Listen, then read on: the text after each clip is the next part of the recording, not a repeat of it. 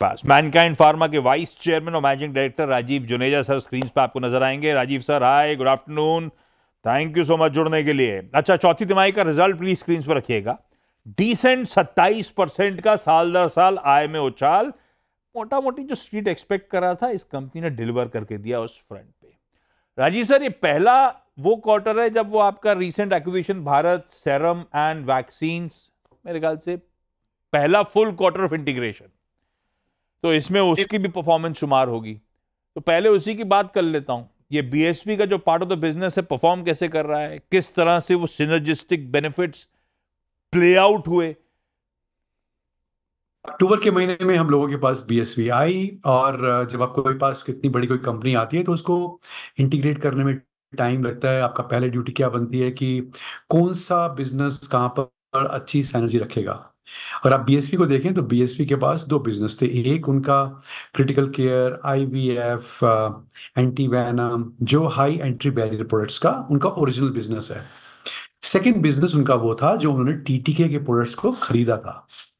जो टीटीके के प्रोडक्ट्स का बिजनेस है वो हमने अपने फोल्ड में ले लिया, जैसे जिसकी प्रमोशंस हम करेंगे दिल्ली साइड से।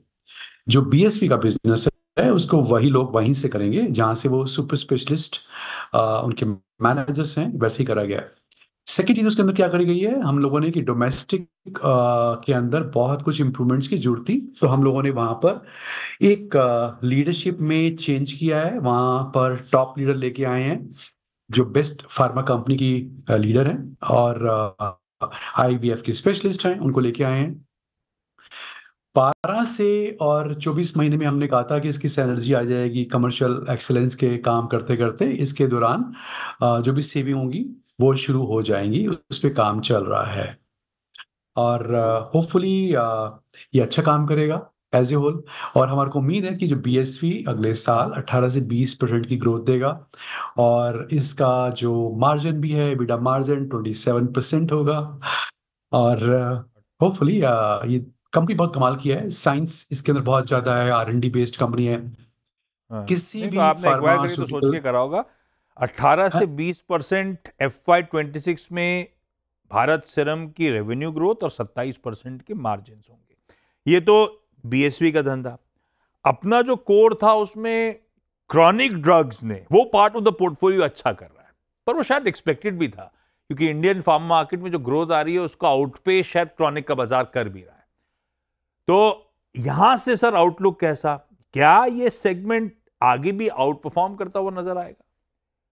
पिछले 12 महीनों के अंदर मैनकाइंड ने बहुत सारे चेंजेस, इंटरनल चेंजेस करे हैं। जब भी कोई कंपनी ग्रो करती है हाँ, तो एक टाइम ऐसा आता है कि ग्रोथ के बाद some kind of plateau comes, कि वहां वो रुक जाती है। और अगर आप उसके अंदर झांकें तो उसके अंदर कमियां नजर आती हैं। अगर आपके अंदर करेज है इसको ठीक करने का, करेक्टिव एक्शन लेने का, लोगों के लिए, प्रोसेसेस के लिए, जो हमने लिए हैं, बहुत सारे लिए हैं। और ड्यूटी हमारी बेसिकली क्या रहती है कि हम इस बात को देखें कि हमारे को रिजल्ट से ज्यादा चिंता करनी है कि हमारी फाउंडेशंस इस साल कितनी स्ट्रांग बन सकती है। लॉन्ग टर्म में रिजल्ट तो अच्छा आ ही जाएगा, इसमें कोई डाउट ही नहीं है। उस पर हमने काफी काम किया है, और होपफुली जो अगला साल है वो हमारा काफी बेहतर होगा। अगला साल बेहतर होगा। अच्छा, एक थोड़ा सा डिसअपॉइंटमेंट स्ट्रीट का था, अगर होगा तो वो ऑपरेशनल परफॉर्मेंस। ग्रोथ तो बढ़िया थी, इन लाइन थी 27% रेवेन्यू में। मार्जिन इस साल, इस क्वार्टर Q4 में 200 basis point Rajiv sir contract हुए। दूसरा, जो गाइडेंस दी है 25 से 26% के आसपास की, स्ट्रीट मान रहा था कि इस साल से अगले फाइनेंशियल ईयर में ग्रोथ, इससे गाइडेंस मार्जिन थोड़े से ज्यादा इंप्रूव होंगे। ज्यादातर ब्रोकरेज एस्टिमेट से 27% है, उससे प्लस की ट्रेजेक्टरी के। तो शायद वो ऑपरेशनली जो Q4 हुआ और ऑपरेशनल जो गाइडेंस है उससे थोड़ा डिसअपॉइंटमेंट। दो बातें इसके लिए बोलूंगा मैं आपको। एक तो हमने बहुत सारे, मैंने आपको बताया है कि हमने चेंजेस करे हैं, वन। सेकंड बात क्या आती है कि हम बड़े कंजर्वेटिव रहते हैं कि जो हमारे मुंह से निकले उससे बेहतर ही कर दें। तीसरी बात, जैसा मैंने आपको अभी मेंशन किया कि किसी भी फार्मा कंपनी का जो सबसे बड़ा फोकस क्या होता है कि वो साइंस की तरफ जाए, बिकॉज उससे ही उसको एंट्री बैरियर मिलता है कंपटीशन के अगेंस्ट। हमारे आर&डी के भी एक्सपेंसेस बढ़ रहे हैं, which would be giving us lot of advantages in future, जिसकी वजह से ये बेहतर है कि मैं आपको 27% बोलकर 26.5 दूं, वो बेहतर है। या मैं आपको 25-26 बोल के 26.5-27 दूं, वो बेहतर है। तो we always follow a bit conservative kind of approach. इसी को मानते हैं हमेशा कि अगर हमने लास्ट ईयर भी बोला कि हमने 25-26% देंगे, तो हमने कितना दिया? 26% दिया ना। तो same basically kind of a trend we want to follow. Expectation कम रखो और आउट परफॉर्म करो। तो मैं मोटा मोटी ये मान के चल रहा हूं, जो आप 26% FY26 कह रहे हो, ये तो आसानी से अचीव होगा। लाइकलीहुड है कि हम इससे बेहतर इवेंचुअली डिलीवर कर दें।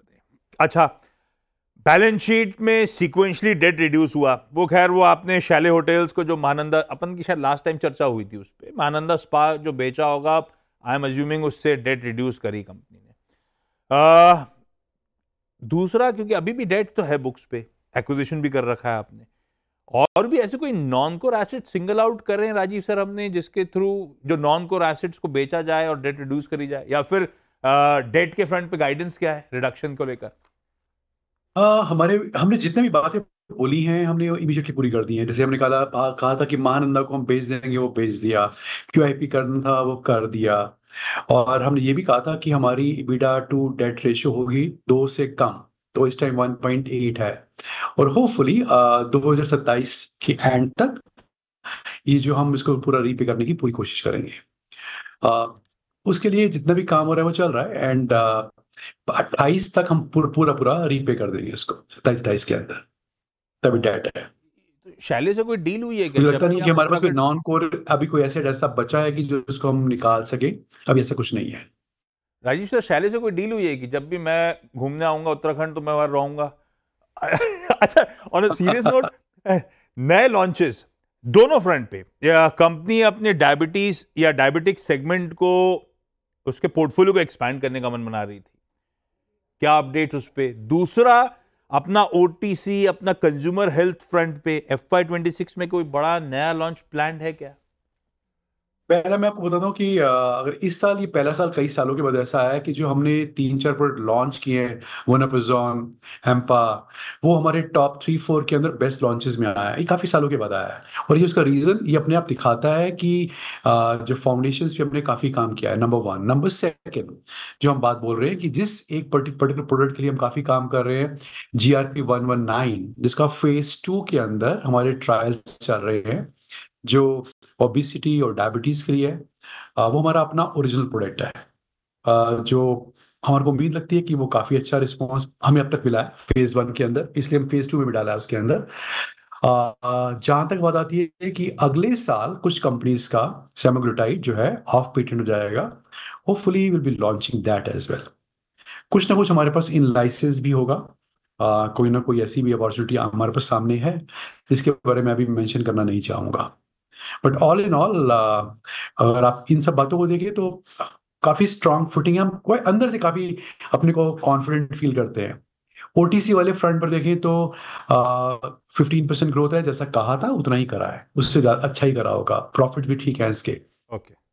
OTC वाले केस के अंदर क्या होता है कि जब भी आप बहुत ज्यादा न्यू लॉन्चेस पे ध्यान ना देकर जो आपके पास मेन प्रोडक्ट्स हैं, आप उसके ऊपर काम करते हैं। लेकिन ये हमने एक नया प्रोडक्ट जो हमारे को पैनेशिया से मिला था, नीमोलेट, रूब्रिफिशेंट, दर्द के लिए जो आता है स्प्रे और क्रीम आती है, उस पर काम कर रहे हैं और उसका रिस्पॉन्स बहुत अच्छा है।